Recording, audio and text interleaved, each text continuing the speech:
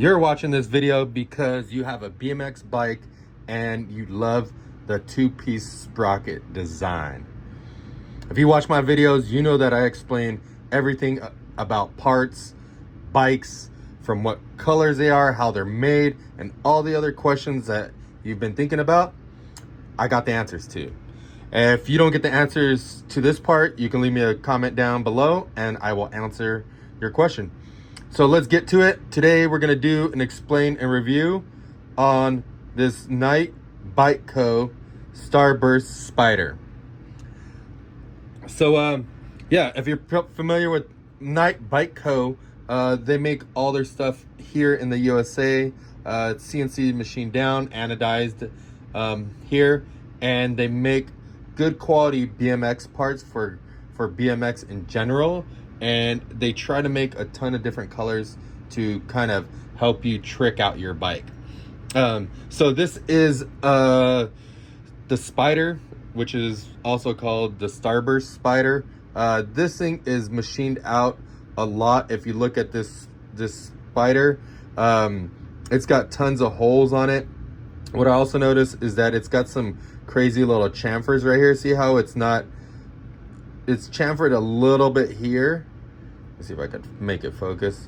So yeah, it's chamfered right here, barely a little bit, but then as it goes here, it gets chamfered quite a bit, and it gives it that like unique little style to it. I think that's pretty cool. Also too, they sand it right here, gives it these little grooves, and then they anodize it to give it a different style look. See on the backside right here how it's kind of scuffed up, where you can kind of see the lines. Usually they run it on like a belt sander, and it gives it those little nice little lines and makes it look nice. They don't go too crazy with the thickness, just a little bit to give it that little bit of style. If it doesn't have that, look here on the side right here. See how that's anodized? See how there's no lines or anything like that? That's because they didn't hit it there. But on this side, let me see if I could get a shot. There you go. See how you can see those little lines? It just gives it that little bit of style. Also too, they use a good anodizer. Notice how their gold is really nice and gold. The red is nice, dark, vibrant red.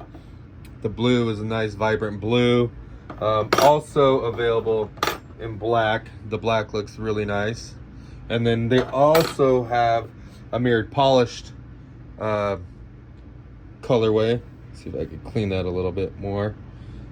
Yeah, so cleaned it up a little bit. I could probably polish it a little bit better, make it look a little bit nicer.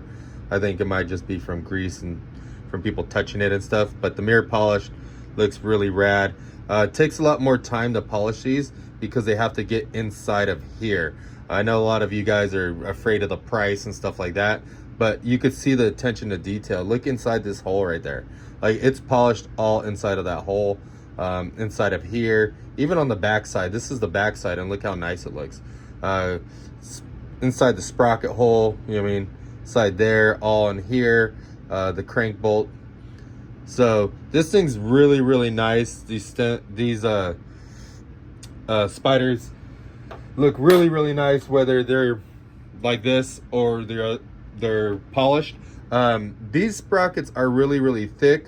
If you're wondering if they fit your bike, these do pretty much fit anything. If you have one-piece cranks, these will fit it. Three-piece cranks, all you got to do is purchase the sprocket spacer.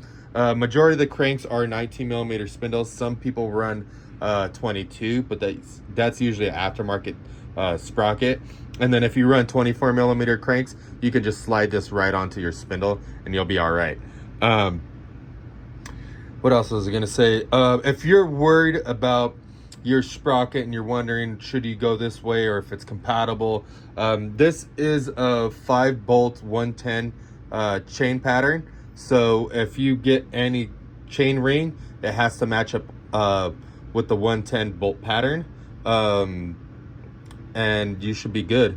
Going to how you install these or put these together is you put a chain ring on the outside, you have the spider on the inside, and usually it rides right here on this edge, and then on the back side you'll usually have a little bolt which is the chainring bolts. It'll be the back side with the little line in it. It looks like you could put a screwdriver on it. And then the other side should be the Allen head or the hex head side of the bolt. Bolt that down. This one you want the sprocket facing outward.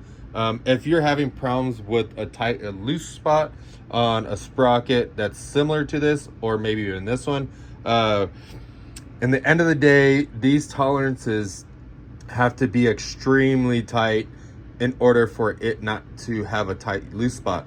Basically what happens is the center of this is spinning perfectly straight, but on the outside, when it's machined a little bit off, or you have a little bit gap here, or you crank down really hard on your pedals and it slowly wears away it here, or it shifts the sprocket, it's gonna always shift it to your front foot forward. So your front foot forward is usually where you put the power in. So when you power into the pedal and you crank really hard, it gets that tight loose spot on the forward side.